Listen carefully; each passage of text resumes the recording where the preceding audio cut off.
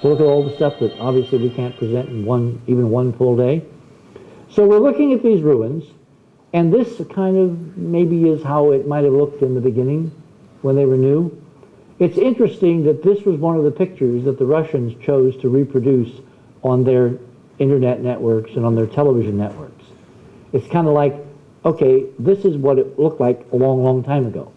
And this is a view from Robert McCall that was done for for one of his painting series. I forget which one it is, but you know, it's kind of use your imagination. It's got tall towers, and it's very futuristic, isn't it?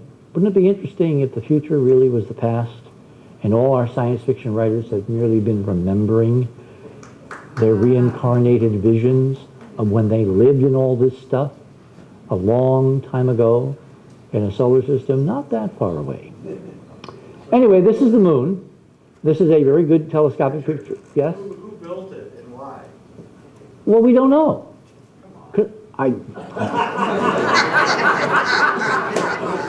I haven't been there yet.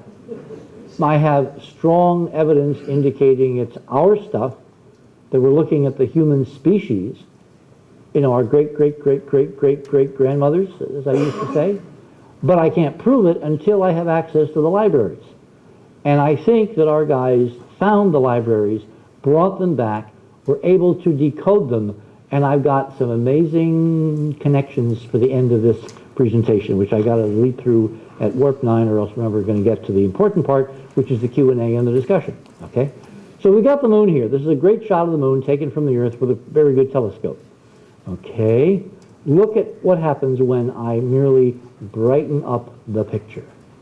Look what happens right about here. All right? Right in about this area. Do you see that bright section that's kind of spilling over into the dark? That is the scattering in the dome over this section of the moon. If you know what you're looking at, you can see this stuff from Earth. Now, if you don't know what you're looking at, you'll say, oh, it's bleed-through on the CCD, or it's the film emulsion, or it's the photographic laboratory, it's the darkroom idiots that didn't know what they were doing. In other words, unless you have the proper context and you see this stuff, you'll dismiss it again and again and again, which is why knowledge and context are crucial. Now, in 1967, unmanned spacecraft called Surveyor landed on the moon, Surveyor 6. This is an after sunset shot. Remember, the moon has no air. There should be no visible light coming from anywhere above the horizon with the sun well below the horizon, except maybe some radial streamers coming from the corona. Instead, we have brilliant beads of light along the airless horizon. NASA says that's elevated lunar dust dancing in the electrostatic fields. Yeah, right. Okay? And then we have this incredible geometric stuff extending up and getting thinner and thinner and thinner until it disappears into the blackness and the vacuum overhead. This is the scattering of the still present domes over Sinus Medi looking to the west. And I wish I had access to the color shots they took. The color of this must be astonishing. And we're going to eventually get them. Maybe not tomorrow, maybe not the day after, but someday, soon in this process, there will be an overwhelming demand of NASA to make this data public, and they will have to comply, and that's where you come in. Because your part of the nucleus is going to take back NASA's real data, which they got with our dollars on behalf of all of us.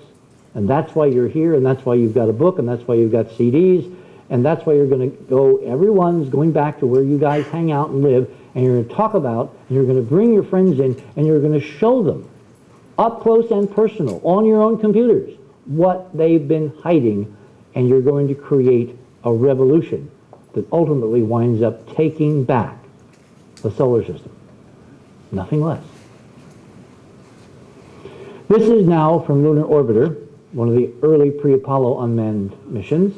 Notice this nice miles-tall shard. We call it the shard, shard of glass, shard, Notice the shadow extending out in this direction.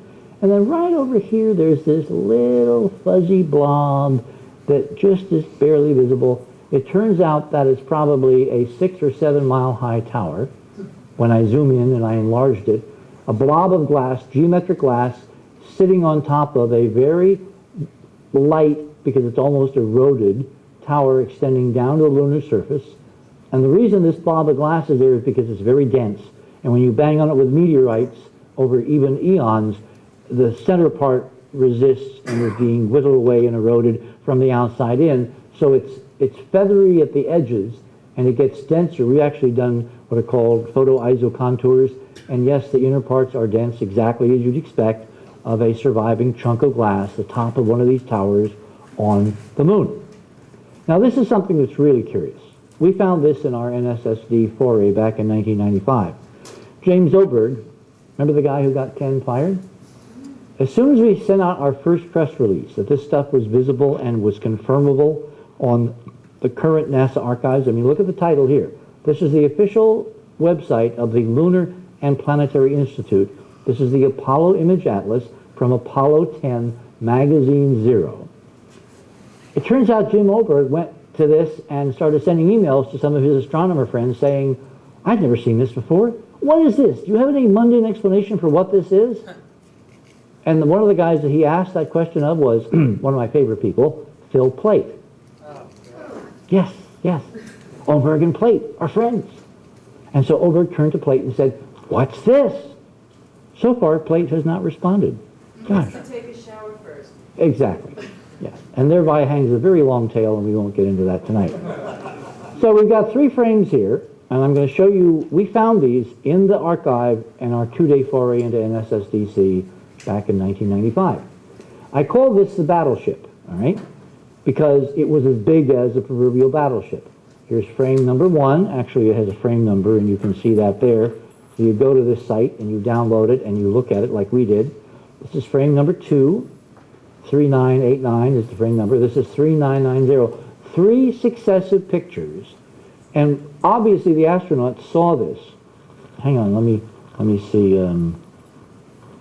Okay. It's 9:20, so why don't I stop at 9:30? All right? Well, it may be perfect, and it may not be. I may not be the stopping place. All right? We can get rid of this in post, right? Okay. Anyway, so you've got this thing which is in the middle of each of these frames, and obviously the astronauts knew it was there because they centered it and took a picture and 3 pictures, all right? Remember, 2 pictures confirm anything. 3 pictures. Now look very carefully at the geometry, and you'll notice that if you enhance, just turn up the brightness in the digital picture, there's all this stuff around it.